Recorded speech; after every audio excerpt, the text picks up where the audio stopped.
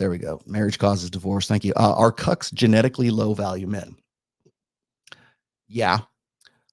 Is being a cuck a mating and reproductive strategy for genetically low value males? Yeah. I can see how it could be construed as that. Alpha seed and cuck cash. Yeah. Okay. But here's what I would say. You have to remember, and this goes back to Mac and Murphy's sort of point here about the extra pair paternity. It's not about who's tricking who.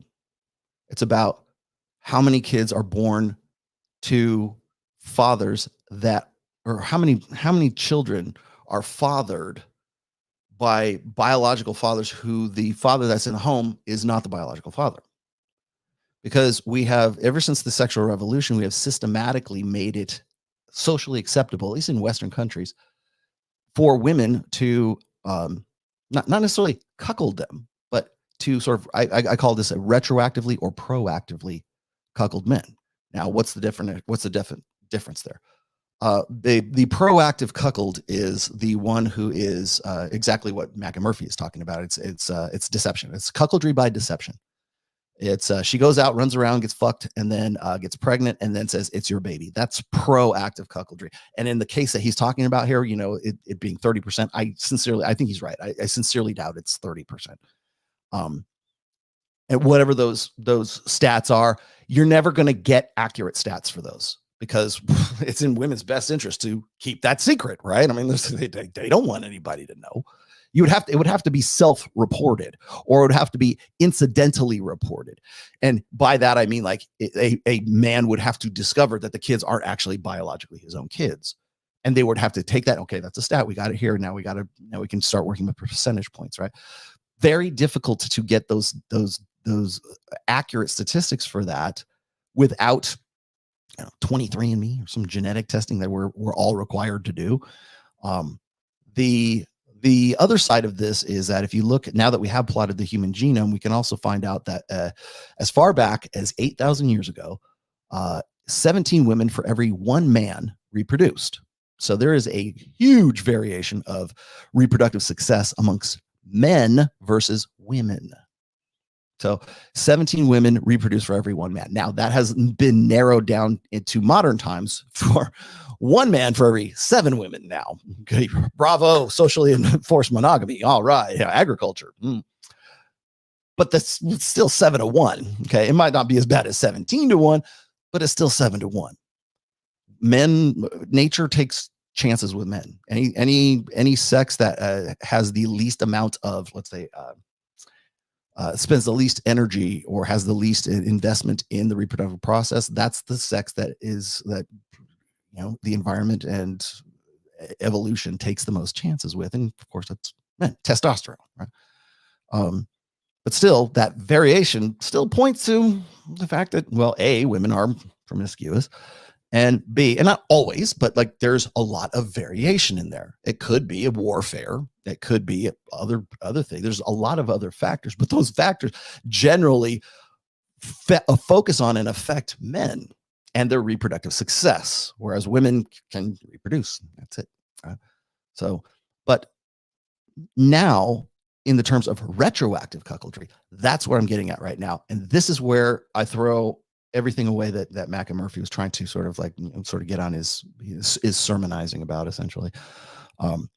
If I can convince you that as a beta male, or as a good sexual strategy, as good game, like single mommy game, if I can convince a guy that he will be socially rewarded, he'll be personally rewarded, he will be loved, a woman will want to fuck him, like he will be in some way rewarded for stepping up and taking on the parental investment responsibilities of another man. If I can tell society, hey guys, we all need to convince guys that they need to take care of these kids, right? I'm not going to be the one to tell Wes Watson he's a cuck, because essentially, by definition, he is. He married this woman who had 2 children from a previous marriage.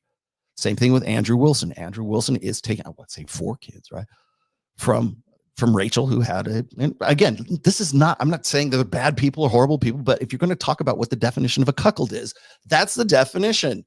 You are taking on the parental investment responsibilities of another man. Congratulations, you've been cucked. Whether you sign up for that or whether it's done to you through deception is immaterial, because the end result is you're taking care of kids that ain't yours. You are promoting the dissemination of another man's genetics into the future. And if you don't have kids with that woman, guess what? You will go extinct while his genetics go on to the next generation. If we can build a society, a kinder, gentler society that essentially facilitates alpha fucks and beta bucks being the retroactive cuckold that pays for the alpha fucks kids. If we can build a society around that, which we have been doing since the mid 60s, then we can have what's called retroactive cuckoldry. And we can, again, this is one sex determining the biological reproductive future for the rest of humanity. So if I can convince you that you're going to go to heaven, or you're going to get laid, or you're going to get tax breaks, or you're going to get, I don't know, whatever reward, name the reward for not being the stepdad, but being the dad who stepped up. Effectively, you're normalizing cuckoldry, retroactively speaking, but you're normalizing cuckoldry. And you are, not only that, it's elective. You're electing to be a cuckold. And because all the guys in your church said, yeah, you're a good guy for doing that. Joseph was cuckold by God because, Jesus was immaculate conception, was the son of God, right? And so Joseph was the guy who was like the beta who was like paying for all this shit. Like I have heard people say this before. I'm not saying this is my personal belief, but I've heard people make that comparison of the Holy Family, like Mary, Joseph, and Jesus, Joseph and Mary, right? Joseph was the first cuck. He was the first the stepdad, the non-biological father, according to scripture. So let me see if I can get to the rest of these here real quick. Like I said, I'm going to be stepping on a lot of toes today, but let me also explain here too. I tried to tweet this out, and maybe before I continue any further, I want to say that I like all these people very much. I don't have any axe to grind with anybody else, but I also have a commitment to objective truth. So think of this in terms of like iron sharpens iron. Maybe this gives Andrew something to think about. Maybe God forbid, maybe it gives Wes Watson something to think about. People kept asking me like, Rollo, when are we going to see you on Joe Rogan? Probably never, for the same reason that I'm telling you right now, because Joe Rogan is a stepdad. He's a guy who married a single mother.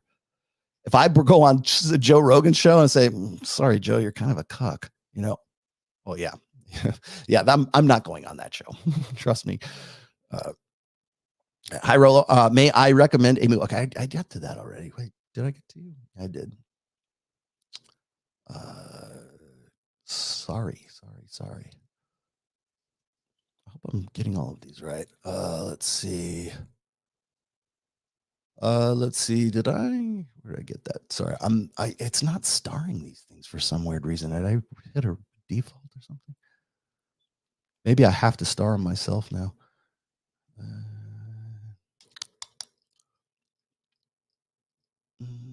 Sorry, I want to get everybody so I can.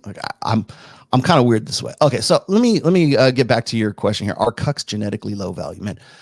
Yes, they can be. But don't forget, I could probably point out to some guys who are like probably genetically high value guys who get it in their head that this is a good way of resolving their reproductive problem. Because really, when I talk about reproductive problems, I'm talking about how do you facilitate reproduction? That's an ultimate outcome. That's not approximate outcome. How do I get laid is approximate outcome, okay, or approximate goal. How do I reproduce? That's an ultimate goal or ultimate outcome. Okay. So how do I get well, fucking come out here to Vegas? I can find you a whole bunch of hookers. You like escort? You don't even have to come to Vegas.